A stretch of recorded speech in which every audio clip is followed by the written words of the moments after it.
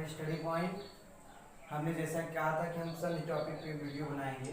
आज हम आपको ऐसा पढ़ाएंगे कि आपको कक्षा 6, 7, 8, 9, 10, 11, 12 ये 6 कक्षाओं की संधि आपको बहुत ही आसानी से आ जाएगी। संधि तो पहले तो हम संधि की परिभाषा जानेंगे कि संधि की परिभाषा क्या होती है।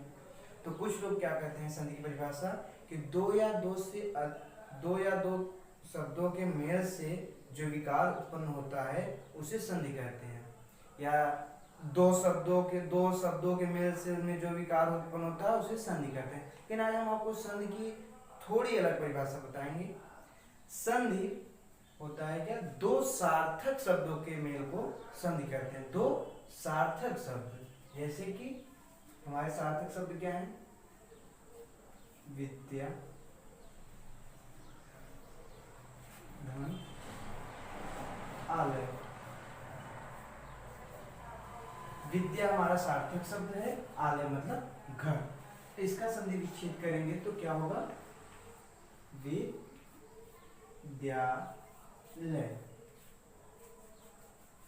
लेकिन अब हम कहेंगे कि अगर यहाँ विद्य कर दें तो ये विद्यालय ही बनेगा, लेकिन विद्य कोई सार्थक शब्द नहीं है तो ये हमारा संधि नहीं कहलाएगा।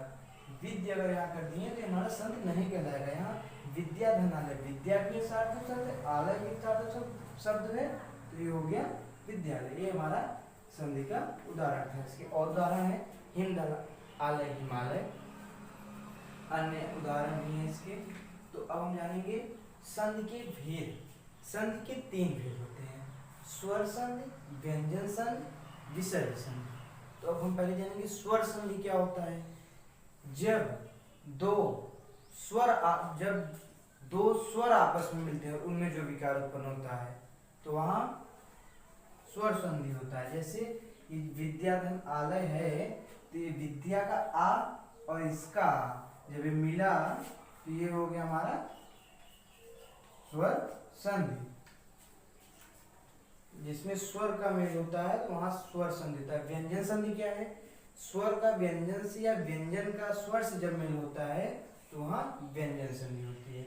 और विसर्ग संधि क्या होती है, विसर्ग संधि जब स्वर या व्यंजन का किसी विसर्ग से मेल होता है तो वहां विसर्ग संधि होती है। और हम आपको आगे बताएंगे स्वर संधि के भेद जो कि हमारे सिलेबस में है। तो हम आपको स्वर संधि के भेद बताएंगे जो कि हमारे सिलेबस में है। तो इसका पहला भेद होता है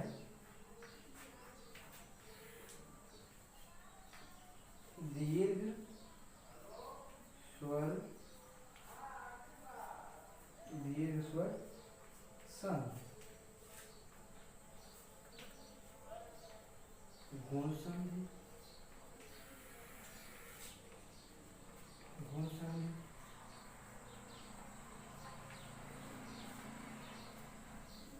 वृद्धि संधि,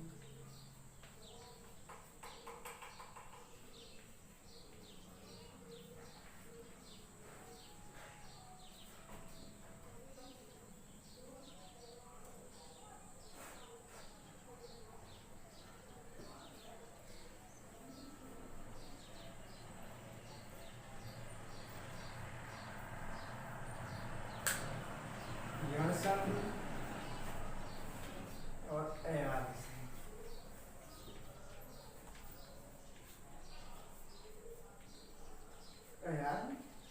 संधि। तो ये हमारे स्वर संधि के 5 भेद होते हैं। तो हमारा पहला होगा दीर्घ स्वर। देखिए कक्षा 9 की जो सिलेबस में है, हिंदी के सिलेबस में, वो सिर्फ ये 2 संधियां हैं और 10 में ये पांचों हैं और 11th में भी सिर्फ यही 5 हैं और 12th में भी यही 5 है। तो हम आपको दीर्घ स्वर संधि अब स्टार्ट करेंगे। हम इसको इरेज कर दे रहे हैं। दीर्घ स्वर संधि अब हम आपको पढ़ाएंगे। स्वर संधि का प्रकार है, सूत्र इसका होता है।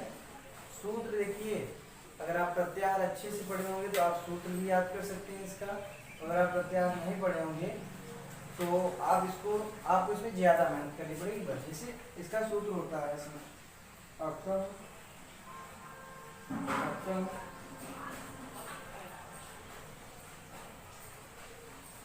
समाड़े, दीर्घ।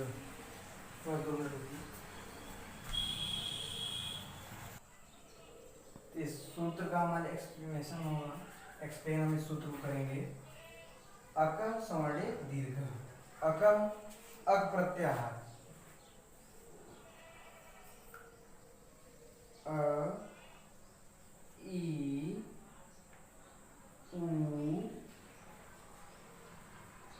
ऋ ली, अ ई उ ऋ ली, ये हमारे अक प्रत्याहार के शब्द हैं। अक स्वर्ण, अक प्रत्याहार के बाद समान वर्ड आने पर, मतलब इसका होगा ह्रस्व या दीर्घ, दीर्घ अ ई उ ऋ ली। आप ह्रस्व मतलब छोटा, लघु, दीर्घ मतलब बड़े, आ बड़ी ई छोटा ऊ, तो ये हमारे दीर्घ हैं। इसके सामने मतलब इसके बाद अगर समान वर्ड जैसे आ है तो समान का ह्रस्व या दीर्घ अ ई उ ऋ ली के बाद ह्रस्व या दीर्घ अ ई उ ऋ ली आने पर अ का दीर्घ हो जाता है। आ ई उ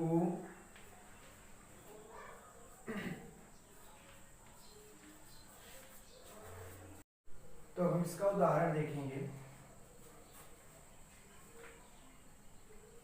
हिम धन आलय बराबर हिमालय। हिम धन आलय हिमालय, हिम सार्थक शब्द है, आलय सार्थक शब्द है, इसका बन गया हिमालय। ह्रस्व या दीर्घ, म में आप जानते हैं कि म ये होता है, म बनता है, तो यहाँ पे हम देख रहे हैं तो ये हिम धन आलय, तो ये इसमें अ है, इसके समान, इसके सामने ह्रस्व या दीर्घ अ या आया है, तो इसका दीर्घ हो जाएगा, मतलब अ छोटा बड़ा मिलाकर बड़ा, मतलब दीर्घ हो जाएगा। इसी का एक उदाहरण है विद्याधनालय विद्यालय, हम इसको इरेज कर देते हैं। अब हम गुण संधि देखेंगे। तो गुण संधि क्या होता है, अ या आ के बाद, अ या आ के बाद, अ या आ के बाद ह्रस्व या दीर्घ ई उ ऋ आने पर, अ या आ के बाद ह्रस्व या दीर्घ ई उ ऋ ली आने पर, ई के स्थान पर ए, ई के स्थान पर ए, उ के स्थान पर ओ, ऋ के अर, ली के स्थान पर अल हो जाता है। फिर से हम देखेंगे, जब ह्रस्व या दीर्घ अ के बाद ह्रस्व या दीर्घ ई उ ऋ ली आने पर, ई के स्थान पर ए, उ के स्थान पर ओ, ऋ के स्थान पर अल, ली के स्थान पर अल हो जाता है। अब हम इसके उदाहरण देखेंगे।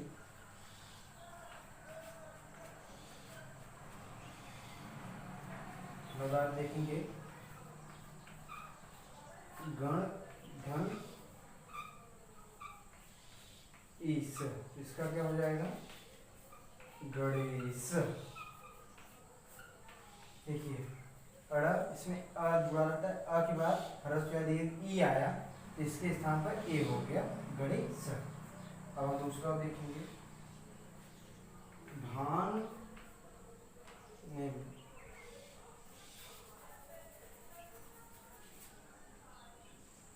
चंद्र धन उदय, ये अ के बाद ये उ आया है, इसका हो जाएगा ओ, चंद्र ध्रुव दय। और तीसरा उदाहरण देखेंगे इसका, महा धन ऋषि हो जाएगा महर, महाधन आगे बढ़ दिया और हो गया महर्षि। इसके उदाहरण देवोधन, ऋषि, देवर्षि आदि इसके उदाहरण हैं। तो अब हम इसके बाद पढ़ेंगे वृद्धि संधि। ये हमारी वृद्धि संधि है। वृद्धि मतलब क्या होता है? वृद्धि मतलब कोई चीज बड़ा हो जाना। तो वृद्धि संधि की हम परिभाषा देखेंगे। वृद्धि संधि का एक ट्रिक है कि जहाँ पे मतलब जब संधि विच्छेद करने के लिए आया, कुछ इसमें कौन से संधि तथा संधि विच्छेद कीजिए, तो इसमें ट्रिक होती है, इसमें ये और ये मात्राएं आपको मिलेंगी। तो इसका हम देखेंगे। हर्ष या दीर्घ के बाद अ या आ के बाद ए या अय आने पर इसका बड़ा अय हो जाता है, और अ या आ के बाद ओ या अ आने पर इसका ओ हो जाता है। इसके उदाहरण हम देखेंगे। गंगा धन ओ,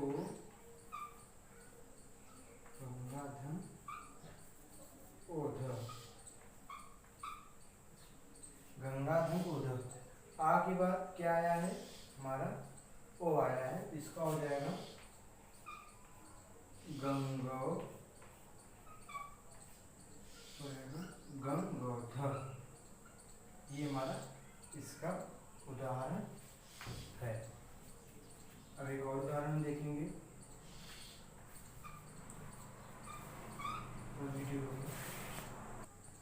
हाँ, तो दूसरा उदाहरण हमारा सदाधन ए। इसका क्या? सदाधन ए आ के बाद ए आने पर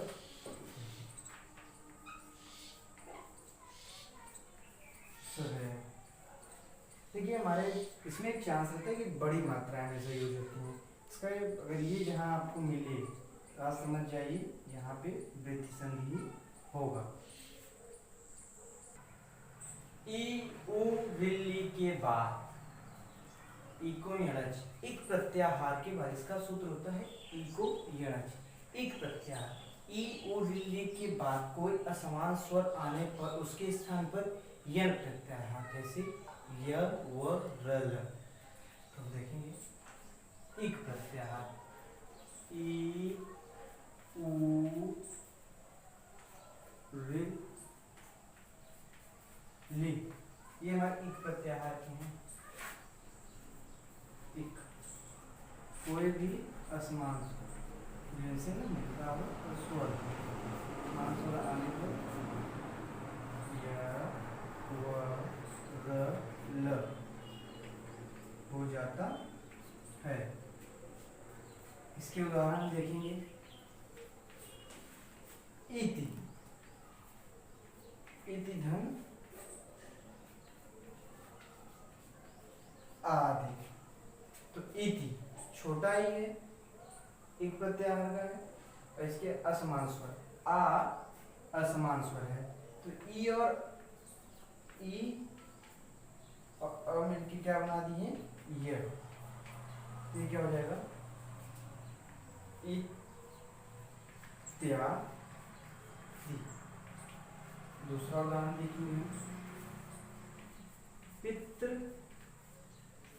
धन आदेश, इसका क्या हो जाएगा? पितृधन आदेश। देखेंगे री है, क्या कोई असमान स्वर आया है? र हो गया, इसको हो गया पितृ देश। एक उदाहरण और हम देख लेते हैं। लि धन आकृति, तो हो जाएगा लाकृति। अब हम आपको अयादि संधि पढ़ाएंगे। तो अयादि संधि अब हम पढ़ेंगे, ये लास्ट है। अयादि संधि ए ए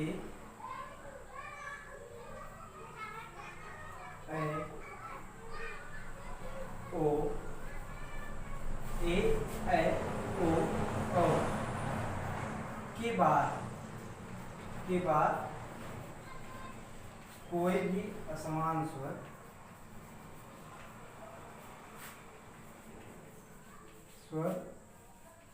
आने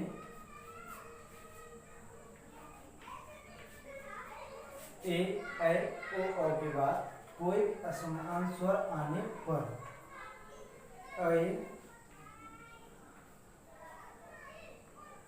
का ऐ आय औ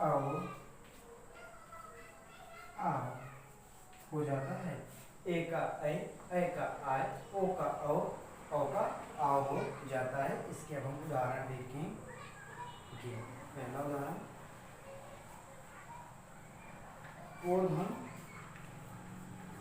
इत्र, ओधन इत्र, देखें ओधन इत्र, ओ आया है, ओ के बाद असमान स्वर आया है, इसका क्या हो जाएगा, औ हो जाएगा। औ मतलब पवित्र, ये ई जो है इसमें जुड़ गया और यहाँ पवित्र। अब हम संधि विच्छेद, अब हम आपको संधि विच्छेद भी बता रहे, इसे नायक, नायक, इसमें हम क्या देख रहे हैं, आय आया हुआ है, तो जाहिर सी बात है ये लगेगा, मतलब ए लगना ही है। इसका हो जाएगा नेधन अक, नेधन अक, ए के बाद न धनक, ऐ के बाद असमान स्वर आने पर आय हो गया, नाय, आय, नायक। अब इसका हम तीसरा उदाहरण देखेंगे।